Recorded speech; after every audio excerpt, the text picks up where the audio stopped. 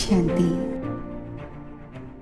മധുരമായ കുട്ടികളെ, ബാബ വന്നിരിക്കുകയാണ് നിങ്ങൾക്ക് ജ്ഞാനത്തിൻ്റെ മൂന്നാമത്തെ നേത്രം നൽകാൻ. അതിലൂടെ നിങ്ങൾ സൃഷ്ടിയുടെ ആദി മധ്യ അന്ത്യത്തെ അറിയുന്നു. ചോദ്യം: സിംഹിണിയായ ശക്തികൾക്ക് ഏതൊരു കാര്യം ധൈര്യത്തോടെ മനസ്സിലാക്കിച്ചു കൊടുക്കുവാൻ സാധിക്കുന്നു? ഉത്തരം: മറ്റ് ധർമ്മങ്ങളിലുള്ളവർക്ക് ഈ കാര്യം മനസ്സിലാക്കിച്ചു കൊടുക്കണം. ബാബ പറയുന്നു, നിങ്ങൾ സ്വയം ആത്മാവാണ് എന്ന് മനസ്സിലാക്കൂ, പരമാത്മാവല്ല. ആത്മാവ് എന്ന് മനസ്സിലാക്കി ബാബയെ ഓർമ്മിക്കൂ, എങ്കിൽ വികർമ്മം വിനാശമാകും. നിങ്ങൾ മുക്തിധാമിലേക്ക് പോവുകയും ചെയ്യും. പരമാത്മാവാണ് എന്ന് മനസ്സിലാക്കുന്നതിലൂടെ നിങ്ങളുടെ വികർമ്മം വിനാശമാവുകയില്ല. ഈ കാര്യം വളരെ ധൈര്യത്തോടെ സിംഹിണിയായ ശക്തികൾക്ക് തന്നെയാണ് മനസ്സിലാക്കിച്ചു കൊടുക്കുവാൻ സാധിക്കുന്നത്. മനസ്സിലാക്കിക്കുന്നതിൻ്റെയും അഭ്യാസം വേണം. ഗീതം: നയനഹീനർക്ക് വഴി കാണിച്ചു തരൂ പ്രഭു. ഓം ശാന്തി. കുട്ടികൾ അനുഭവം ചെയ്തുകൊണ്ടിരിക്കുന്നു. ആത്മീയ ഓർമ്മയുടെ യാത്രയിൽ കഠിനതകൾ കാണപ്പെടുന്നു. ഭക്തിമാർഗത്തിൽ വാതിൽ തോറും കാൽ തട്ടി വീഴുകയാണ് ചെയ്യുന്നത്. അനേകം പ്രകാരത്തിലുള്ള ജപം, തപം, യജ്ഞം ചെയ്യുന്നു. ശാസ്ത്രങ്ങളും മറ്റും പഠിക്കുന്നു. അത് കാരണമാണ് ബ്രഹ്മാവിൻ്റെ രാത്രി എന്ന് പറയുന്നത്. പകുതി കൽപ്പം രാത്രി, പകുതി കൽപ്പം പകൽ. ബ്രഹ്മാവ് ഒറ്റയ്ക്കായിരിക്കില്ലല്ലോ. പ്രജാപിത ബ്രഹ്മാവ് ഉള്ളപ്പോൾ തീർച്ചയായും ആ ഒന്നിൻ്റെ കുട്ടികളായ കുമാരകുമാരിമാരും ഉണ്ടാകും. പക്ഷേ മനുഷ്യർ അറിയുന്നില്ല. ബാബ തന്നെയാണ് കുട്ടികൾക്ക് ജ്ഞാനത്തിൻ്റെ മൂന്നാമത്തെ നേത്രം നൽകുന്നത്. അതിലൂടെ നിങ്ങൾക്ക് സൃഷ്ടിയുടെ ആദി മധ്യ അന്ത്യത്തിൻ്റെ ജ്ഞാനം ലഭിച്ചിരിക്കുന്നു. നിങ്ങൾ കൽപ്പത്തിനു മുമ്പും ബ്രാഹ്മണരായിരുന്നു, ദേവത ആയിട്ടുണ്ടായിരുന്നു. ആരാണോ ദേവതയായിരുന്നത് അവർ തന്നെ വീണ്ടും ആകും. ആദി സനാതന ദേവീ ദേവത ധർമ്മത്തിലേത് നിങ്ങളാണ്. നിങ്ങൾ തന്നെയാണ് പൂജ്യരും പൂജാരിയും ആകുന്നത്. ഇംഗ്ലീഷിൽ പൂജ്യരെ വർഷിപ്പ് വർതി എന്നും പൂജാരിയെ വർഷിപ്പർ എന്നും പറയുന്നു. ഭാരതം തന്നെയാണ് പകുതി കൽപ്പം പൂജാരിയാകുന്നത്. ആത്മാവ് അംഗീകരിക്കുന്നു, നമ്മൾ പൂജ്യരായിരുന്നു, പിന്നെ നമ്മൾ തന്നെ പൂജാരി ആയിരിക്കുന്നു. പൂജ്യരിൽ നിന്നും പൂജാരി, പിന്നെ പൂജ്യരാകുന്നു. ബാബയാണെങ്കിൽ പൂജ്യനും പൂജാരിയും ആകുന്നില്ല. നിങ്ങൾ പറയും, നമ്മൾ പൂജ്യരും പാവനവും ആയിരുന്നവർ തന്നെ ദേവി ദേവതയായിരുന്നു. പിന്നെ 84 ജന്മങ്ങൾക്ക് ശേഷം കംപ്ലീറ്റ് പതീതവും പൂജാരിയുമായി മാറുന്നു. ഇപ്പോൾ ഭാരതവാസികൾ ആരാണോ ആദി സനാതന ദേവീ ദേവതാ ധർമ്മത്തിലുള്ളവർ ആയിരുന്നത്, അവർക്ക് തൻ്റെ ധർമ്മത്തെക്കുറിച്ച് ഒന്നും അറിയില്ല. നിങ്ങളുടെ ഈ കാര്യങ്ങളെ എല്ലാ ധർമ്മത്തിലുള്ളവരും മനസ്സിലാക്കുകയില്ല. ആരാണോ ഈ ധർമ്മത്തിലേതായിരിക്കുകയും എവിടെയെങ്കിലും കൺവേർട്ട് ആയി പോവുകയും ചെയ്തിട്ടുണ്ടാകുമോ, അവർ വരും. ഇങ്ങനെ വളരെ പേർ കൺവേർട്ട് ആയിട്ടുണ്ട്. ബാബ പറയുന്നു, ആരാണോ ശിവന്റെയും ദേവതമാരുടെയും പൂജാരി, അവർക്ക് സഹജമാണ്. അന്യധർമ്മത്തിലുള്ളവർ ബുദ്ധിയെ കുഴപ്പിക്കും. കൺവേർട്ട് ആയവർക്ക് ടച്ച് ആകും. വന്ന് മനസ്സിലാക്കുന്നതിന് ശ്രമിക്കുകയും ചെയ്യും. ഇല്ലെങ്കിൽ അംഗീകരിക്കുകയില്ല. ആര്യ സമാജങ്ങളിൽ നിന്നും ധാരാളം പേർ വന്നിരിക്കുന്നു. സിഖുകാരും വന്നിരിക്കുന്നു.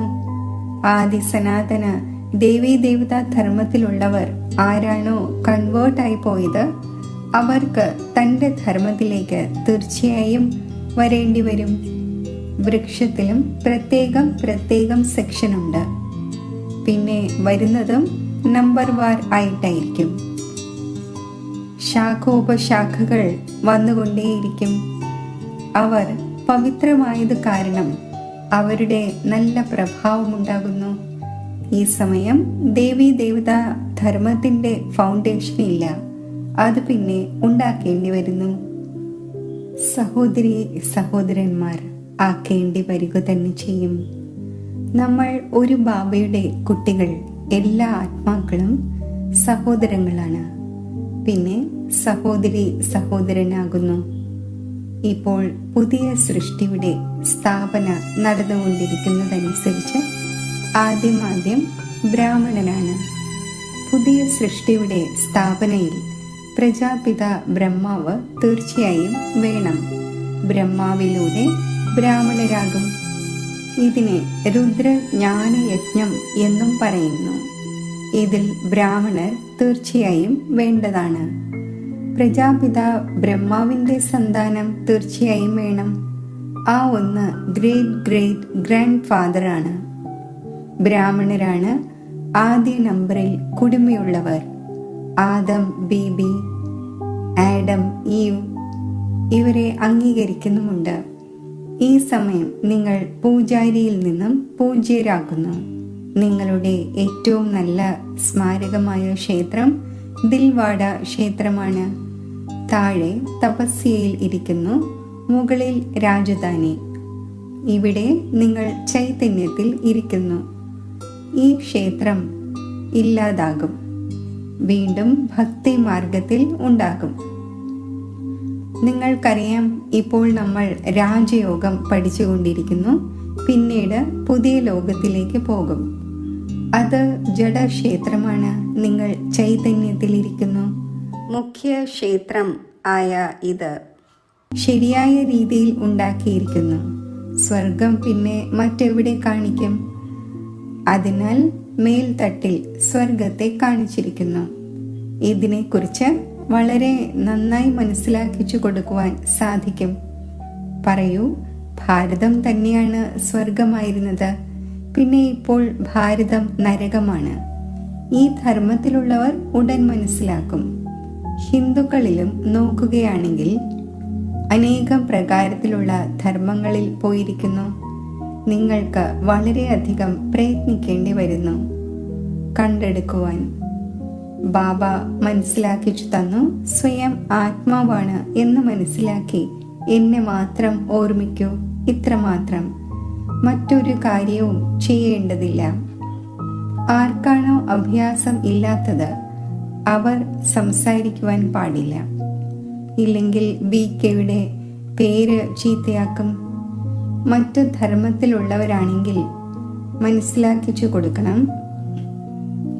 നിങ്ങൾ മുക്തിധാമത്തിലേക്ക് പോകുവാൻ ആഗ്രഹിക്കുന്നു എങ്കിൽ സ്വയം ആത്മാവാണ് എന്ന് മനസ്സിലാക്കൂ, ബാബയെ ഓർമ്മിക്കൂ. സ്വയം പരമാത്മാവാണ് എന്ന് മനസ്സിലാക്കരുത്. സ്വയം ആത്മാവാണ് എന്ന് മനസ്സിലാക്കി ബാബയെ ഓർമ്മിക്കുമെങ്കിൽ നിങ്ങളുടെ ജന്മജന്മാന്തരങ്ങളിലെ പാപം മുറിയും മുക്തിധാമിലേക്ക് പോവുകയും ചെയ്യും. നിങ്ങൾക്ക് വേണ്ടി ഈ മന്മനാഭവയുടെ മന്ത്രം തന്നെ ധാരാളം. എന്നാൽ സംസാരിക്കുന്നതിന് ധൈര്യം ആവശ്യമാണ്. സിംഹിണികളായ ശക്തികൾക്കാണ് സർവീസ് ചെയ്യുവാൻ സാധിക്കുന്നത്. സന്യാസിമാർ പുറത്തുപോയി വിദേശത്തുള്ളവരെയും കൊണ്ടുവരുന്നു. നിങ്ങൾക്ക് സ്പിരിച്വൽ നോളജ് നൽകാം എന്ന്. ഇപ്പോൾ അവർ ബാബയെ അറിയുന്നതേയില്ല. ബ്രഹ്മത്തെ ഭഗവാനായി മനസ്സിലാക്കി പറയുന്നു, ഇതിനെ ഓർമ്മിക്കൂ എന്ന്. ഈ മന്ത്രമാണ് നൽകുന്നത്. ഒരു പക്ഷിയെ തൻ്റെ കൂട്ടിൽ ഇടുന്നത് പോലെ. അപ്പോൾ ഇങ്ങനെയൊക്കെ മനസ്സിലാക്കിച്ചു കൊടുക്കുന്നതിനും സമയമെടുക്കുന്നു. ബാബു പറഞ്ഞിട്ടുണ്ടായിരുന്നു, ഓരോ ചിത്രത്തിൻ്റെയും മുകളിൽ ശിവഭഗവാനു വാച എന്ന് എഴുതിയിട്ടുണ്ടാകണം. നിങ്ങൾ അറിയുന്നുണ്ട്, ഈ ലോകത്തിൽ നാഥനില്ലാതെ എല്ലാവരും അനാഥരാണ്. വിളിക്കുന്നുമുണ്ട്, നീ മാതാവും പിതാവും എന്ന്. ശരി, അതിൻ്റെ അർത്ഥം എന്താണ്? വെറുതെ പറഞ്ഞുകൊണ്ടിരിക്കുന്നു, നിന്റെ കൃപയിലൂടെ അളവറ്റ സുഖമുണ്ടാകും എന്ന്. ഇപ്പോൾ ബാബ നിങ്ങളെ സ്വർഗത്തിന്റെ സുഖത്തിനു വേണ്ടി പഠിപ്പിച്ചുകൊണ്ടിരിക്കുന്നു. അതിനുവേണ്ടി നിങ്ങൾ പുരുഷാർത്ഥം ചെയ്തുകൊണ്ടിരിക്കുന്നു. ആര് ചെയ്യുമോ അവർ നേടും. ഈ സമയത്താണെങ്കിൽ എല്ലാവരും പതീതമാണ്. പാവന ലോകം ഒരേ ഒരു സ്വർഗം മാത്രമാണ്. ഇവിടെ സദോ പ്രധാനമായ ആരെങ്കിലും ഉണ്ടാവുക സാധ്യമല്ല. സത്യയുഗത്തിൽ ആരാണോ സദോ പ്രധാനമായിരുന്നത് അവർ തന്നെ തമോ പ്രധാനവും പതീതവുമായി മാറുന്നു. ക്രൈസ്റ്റിനു പിന്നാലെ വരുന്ന ക്രൈസ്റ്റിന്റെ ധർമ്മത്തിലുള്ളവർ ആദ്യം സദോ പ്രധാനമായിരിക്കുമല്ലോ. ലക്ഷങ്ങളുടെ സംഖ്യ ഉണ്ടാകുമ്പോൾ സേന തയ്യാറാകുന്നു യുദ്ധം ചെയ്ത് ചക്രവർത്തി പദം നേടാൻ. അവർക്ക് സുഖവും കുറവാണ്, ദുഃഖവും കുറവാണ്. നിങ്ങളെ പോലെ സുഖം ആർക്കെങ്കിലും ലഭിക്കുക സാധ്യമല്ല. നിങ്ങൾ ഇപ്പോൾ തയ്യാറായിക്കൊണ്ടിരിക്കുന്നു സുഖധാമത്തിൽ വരുന്നതിനായി. ബാക്കി എല്ലാ ധർമ്മവും സ്വർഗത്തിൽ വരുന്നില്ല. ഭാരതം എപ്പോഴാണോ സ്വർഗമായിരുന്നത് അതേപോലെ പാവനമായ ഖണ്ഡം ഇനിയൊന്നില്ല. എപ്പോൾ ബാബ വരുന്നു അപ്പോൾ തന്നെയാണ് ഈശ്വരീയ രാജ്യം സ്ഥാപിതമാകുന്നത്. അവിടെ യുദ്ധത്തിൻ്റെയോ മറ്റോ കാര്യമില്ല. അടിവഴക്കുകൾ കൂടുന്നത് വളരെയധികം പിന്നീടാണ് ആരംഭിക്കുന്നത്. ഭാരതവാസികൾ ഇത്രയും യുദ്ധം ചെയ്തിട്ടില്ല. അല്പം പരസ്പരം യുദ്ധം ചെയ്ത് പ്രത്യേകമായി ദ്വാപരയിൽ അന്യോന്യം ആക്രമിക്കുന്നു. ഈ ചിത്രങ്ങളും മറ്റും ഉണ്ടാക്കുന്നതിലും വലിയ ബുദ്ധി ആവശ്യമാണ്. ഇതും എഴുതണം. ഭാരതം സ്വർഗമായിരുന്നു, അത് തന്നെ പിന്നീട് നരകം പോലെ ആയതെങ്ങനെ വന്ന് മനസ്സിലാക്കൂ. ഭാരതം സദ്ഗതിയിലായിരുന്നു, ഇപ്പോൾ ദുർഗതിയിലാണ്. ഇപ്പോൾ സദ്ഗതി നേടുന്നതിനായി ബാബ തന്നെ നോളജ് നൽകുന്നു.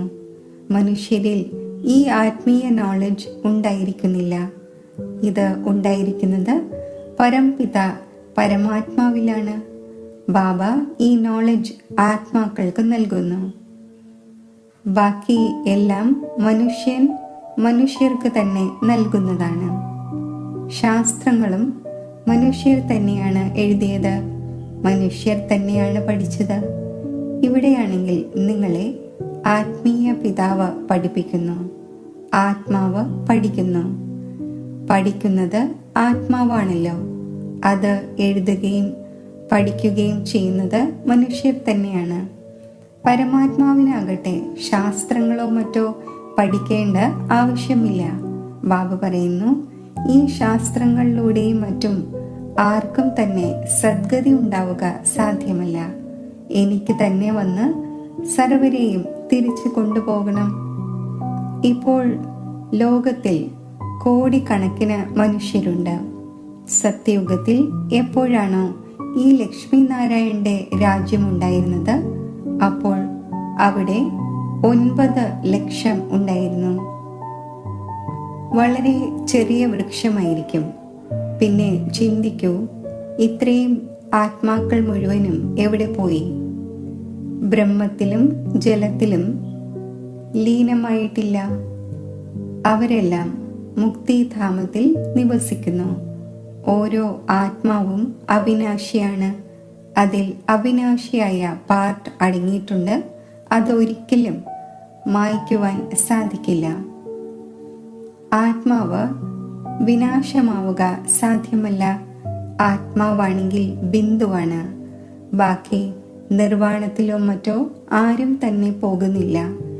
എല്ലാവർക്കും പാർട്ട് അഭിനയിക്കുക തന്നെ വേണം.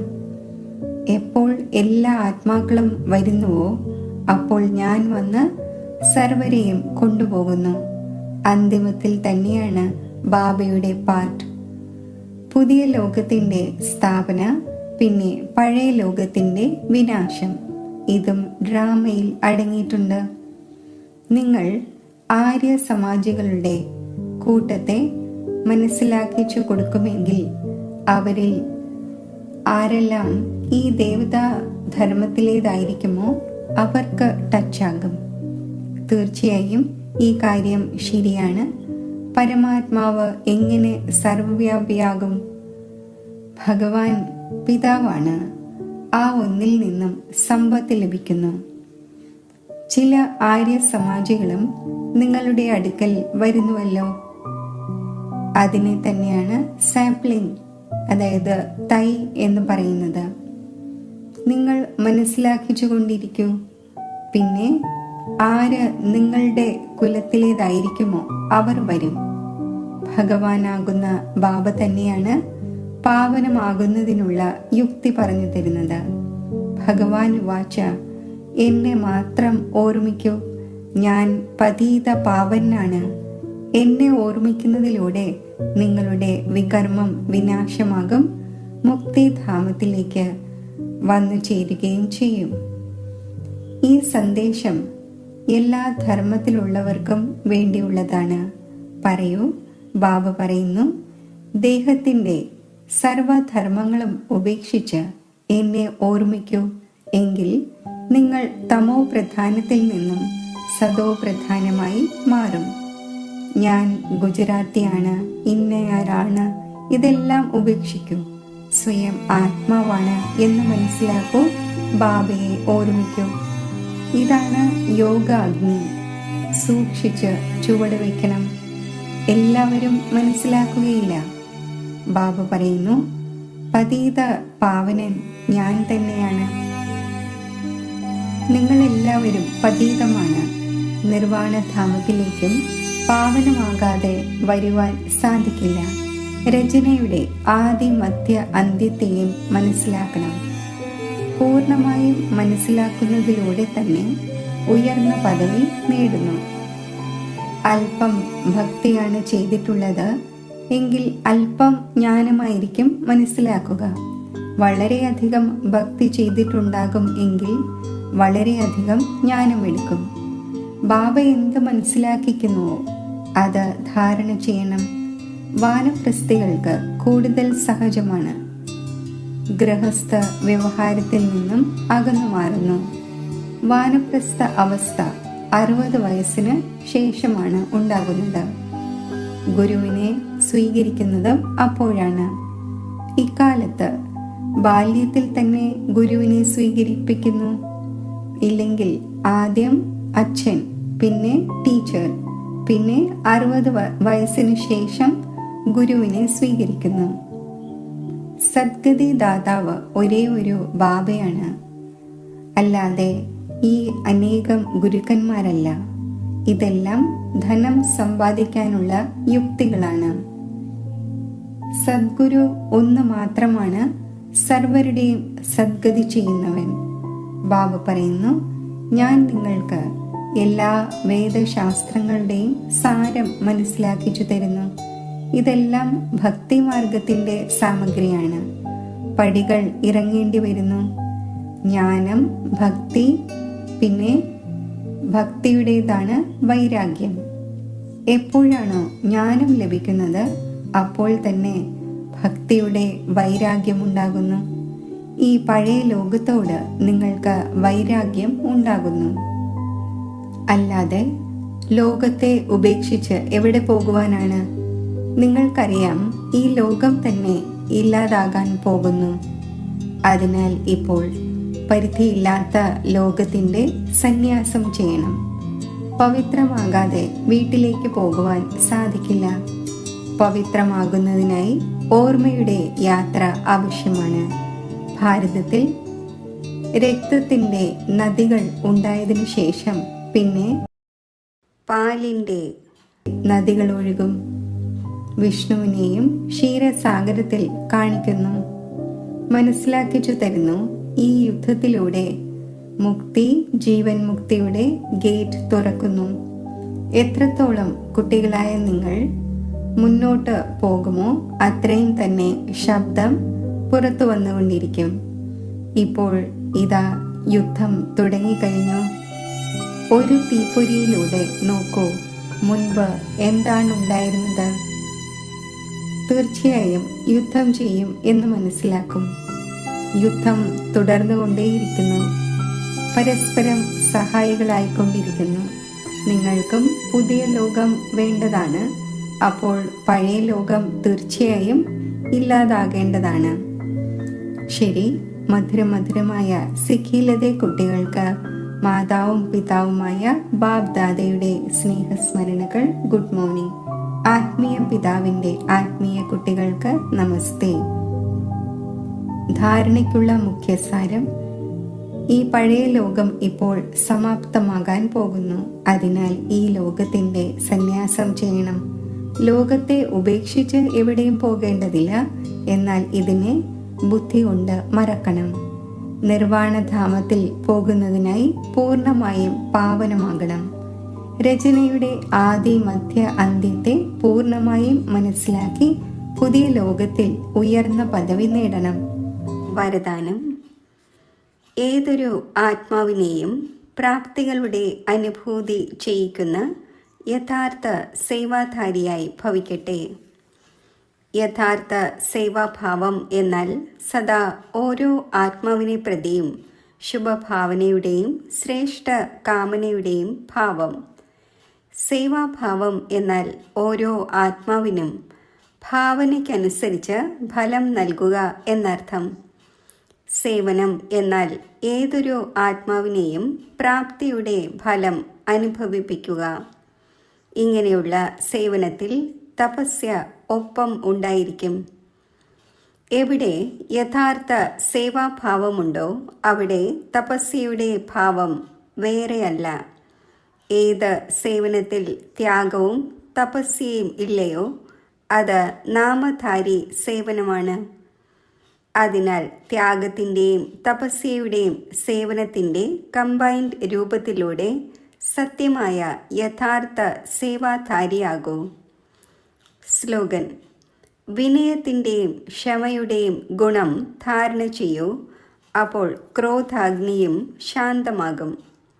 അവ്യക്ത സൂചന: ഇപ്പോൾ സ്നേഹത്തിൻ്റെ അഗ്നിയെ പ്രജ്വലിതമാക്കി യോഗത്തെ ജ്വാലാരൂപം ആക്കൂ. ഇപ്പോൾ നിർഭയരും ജ്വാലാമുഖിയുമായി പ്രകൃതിയുടെയും ആത്മാക്കളുടെയും ഉള്ളിൽ ഏതൊരു തമോ ഗുണമാണോ ഉള്ളത് അതിനെ ഭസ്മമാക്കൂ. തപസ്യ എന്നാൽ ജ്വാലാസ്വരൂപ ഓർമ്മ. ഈ ഓർമ്മയിലൂടെ തന്നെയാണ് മായയുടെയും പ്രകൃതിയുടെയും വികരാള രൂപം ശീതളമാകുന്നത്. താങ്കളുടെ മൂന്നാമത്തെ നേത്രം, ജ്വാലാമുഖി നേത്രം, മായയെ ശക്തിഹീനമാക്കും. ഓം ശാന്തി.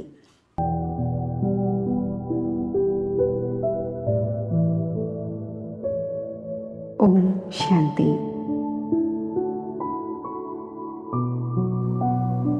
ആത്മസ്മൃതിയുടെ തിലകമണിഞ്ഞ് ഞാൻ ഒരു നിമിഷത്തിൽ ബ്രഹ്മലോകത്തിൽ പരമാത്മാവിൻ്റെ സമീപം എത്തിച്ചേരുന്നു.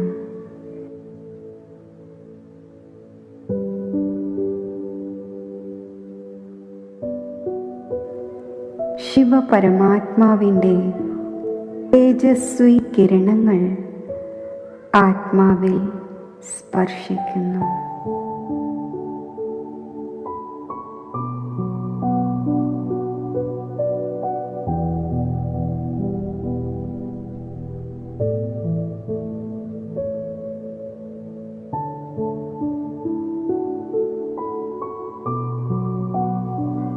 മധുരമായ ബാബ, എൻ്റെ മനസ്സും ബുദ്ധിയും ഞാൻ അങ്ങയിൽ സമർപ്പിക്കുകയാണ്.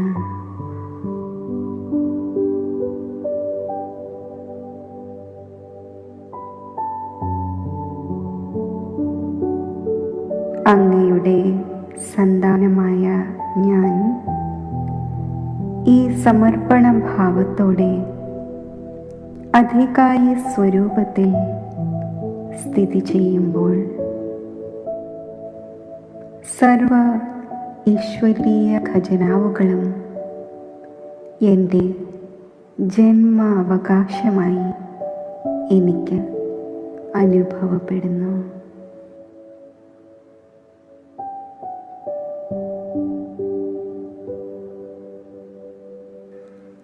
വരദാതാവായ ബാബ, അങ്ങ് നൽകുന്ന വരദാനങ്ങൾ എന്നെ സമ്പൂർണതയുടെ പുരുഷാർത്ഥത്തിൻ്റെ മാർഗത്തിൽ സഹജമായി മുന്നോട്ട് നയിക്കുന്നു.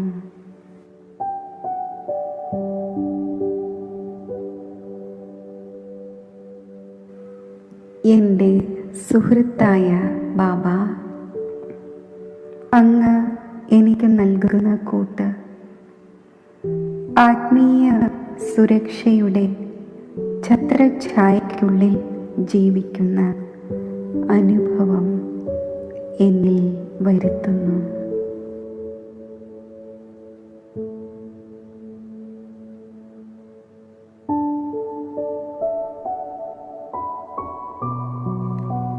എൻ്റെ മാതാവും പിതാവുമായ ശിവപരമാത്മാ, അങ്ങയുടെ ഓർമ്മയാകുന്ന മടിത്തട്ടിൽ ഇരിക്കുമ്പോൾ എനിക്ക് അലൗകിക സന്തോഷത്തിൻ്റെയും അതീന്ദ്രിയ സുഖത്തിൻ്റെയും ഊഞ്ഞാലിലാടുന്ന അനുഭവമുണ്ടാകുന്നു.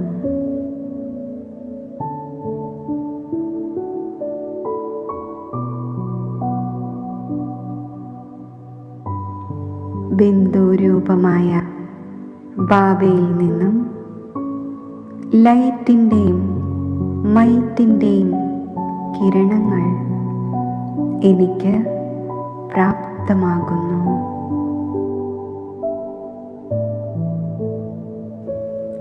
ഞാൻ ശക്തിശാലി ബിന്ദുരൂപസ്ഥിതിയിൽ സ്ഥിതി ചെയ്യുന്നു.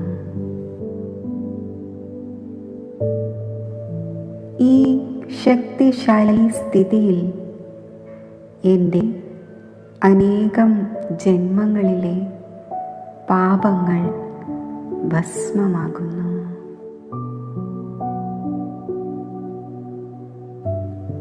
ആത്മാവിൽ പവിത്രതയുടെ പ്രകാശം നിറയുന്നു.